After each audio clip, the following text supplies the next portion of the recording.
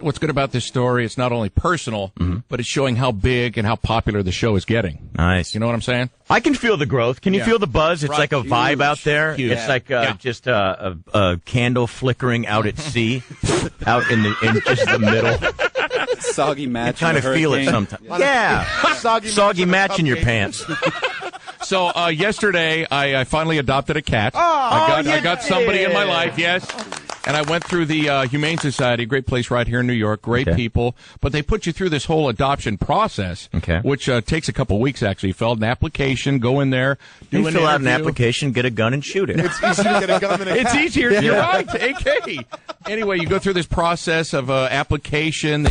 You get interviewed, and then they take you to the third floor where all the cats to be adopted are. Okay. And it's just really sad to see all these cats that need homes. I mean, it's just amazing. So it's tough to go up there and decide on which one you want to bring into your life, in your home. And there's so many. There's like 50, 60 cats in just this one little room. Are they honest about how they behave? Because I always love, sorry to cut you off, but I always love that Channel 4 reporter out there.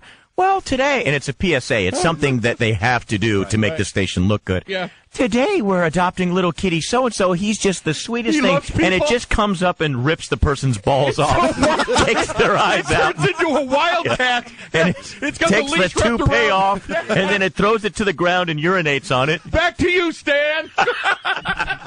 So how do you know if it's, mentally sound? Are they honest? No, they are honest because they've got the ones that aren't really into other cats in separate cages. They've got the ones that are good with other cats running around and stuff like that. So they showed me a lot of cats. Do you think some behave just when you're there? Oh, yeah. They put on their best behavior. Definitely slick down their mustache and their hair. But I go in there and I look at all the cats and there's How just about so kids many. for adoption down at the mall? Remember they used to do that? And they would just... Never did that. Oh, yes, what are you they talking did. about? Really? There was an expose on a big thing. It was like 60 Minutes or something. Yeah. Because we have so many kids that need families. They actually would bring them down to the mall. And while other people are shopping, and they're standing in a line, and people are like, no. And unfortunately, I hate to say it, but, it's an honest, truthful show. Yeah. It was sad to see how many people were passing on, like, black children and you're stuff, right. girls that have been in this system for, like... Oh, I know. And they're now 14, and then to go home and cry because you're not picked again after being laid out in a mall. Like a piece of meat. It was sad. Yeah, Well, they do like 20 years ago, though, right? No, this was not long ago. Really? No. Yeah. So they do the same thing with the cats. They brush them, make them look good while you're up there. And then to make a decision is kind of tough. So they give you a day to go home, think about it. You make a list of the cats that you liked, and then you come back. So I did that. I had a list of cats that I wanted to, check out. Why do you have to make a list? Just to, look at each one. One's a male, one's a female. They have different, likes and things like that. Some might be on medication. You got to deal with that. They have different tendencies. Right. So I make my decision, and I go back yesterday. And I get there, and the lady meets me downstairs, and her name's Bonnie, wonderful lady, and she says, you know what? We're really, really excited to have you back because the doctor here, who's the lead doctor down in the Humane Society, says he's dying to meet you. He's been listening to you guys for a while now. Oh, awesome. He goes, hey, he's just dying to meet you, Elvis. So I go up there, I do my paperwork, finish everything. That always makes you feel good. If you're wondering how it feels, it's I guess if you're real big, it could be a nuisance, but it's always a good thing when someone says, hey, the doctor's a fan. He'd like to meet you. Oh, cool. So I was really excited about meeting the guy. He's down dealing with some cats and dogs and stuff like that. Putting them to sleep, I guess, because they weren't making it. So I do all my paperwork upstairs. I get the cat in the carrier and stuff, and she goes, he's really dying to meet you. I said, well, this is great. So I get downstairs. I make my donation. Yeah.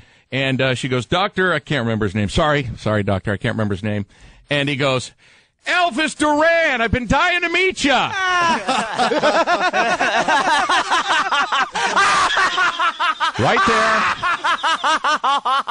there, I go, my name's not Elvis Duran. That's embarrassing. Yeah, in front of about 30 people. I had to explain who I was. He goes, I thought you wore glasses. Elvis Duran, hey, buddy. In front of all the people. They've been talking about it all day. God, this show's taking off, folks. Woo, wet match in the pants. Don't you wish you were picking up a gun instead? I don't know. It was such a slap to the face. So that was my thing. Did you guys? He told me. Oh. Did you guys hear the name of the cat? No. I remember you said it was going to be Lois. No, Yeah, no, or something like that. No, I've got another Lloyd. name. Tell him the name of the cat. My cat's name is Panchita. Come on. It really is. He was calling. Panchita.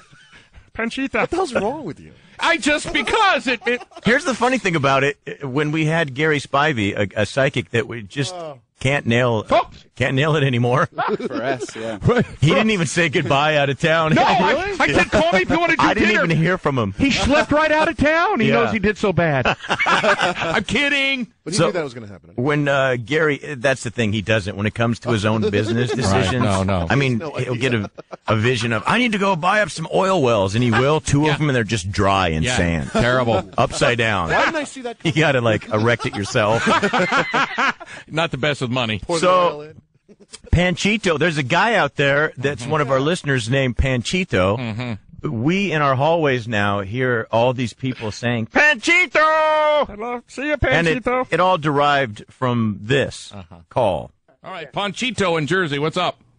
Casa de Perro. Hey. How's it going, fellas? Pretty Good. good, man.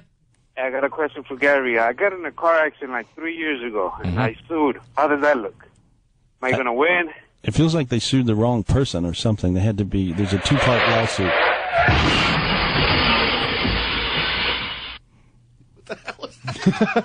Do you know if there's a 2-part lawsuit?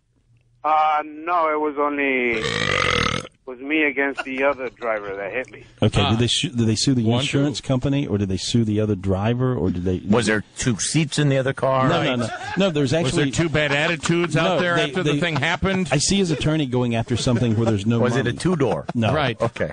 No, the attorney's Two-door going after coupe. the wrong. There's no money where the attorney's going. I see. Oh. Right. Yeah, it feels like the person has a lot of wealth. What's his name? Tommy Two-Tone? Was his phone number 222-22222? Fine. No, Buddy. will you get paid if your attorney looks at where the money's coming from? Oh, okay. Yeah, if he'll actually go after the guy The right that you had person. the accident Right. with. Right. There's something he's going after something where there's no money. So Wow. he's really got to look at, does the guy have insurance, or is it his personal wealth he's going after? Okay.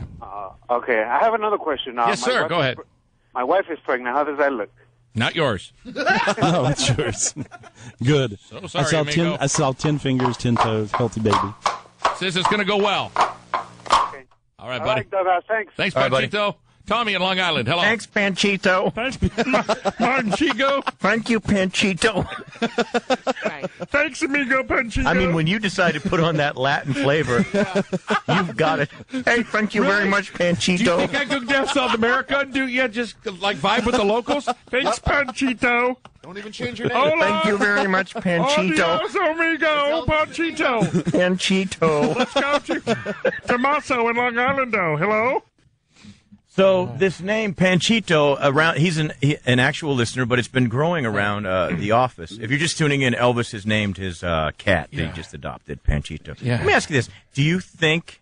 What's your prediction? Do you think this is the only pussy you'll be getting this year? Do you think you'll? Yeah, probably. Yeah. Most likely, yeah. But I'm happy with it. She's a sweetheart. That's nice. She doesn't scratch This is the end of what was this? Friday.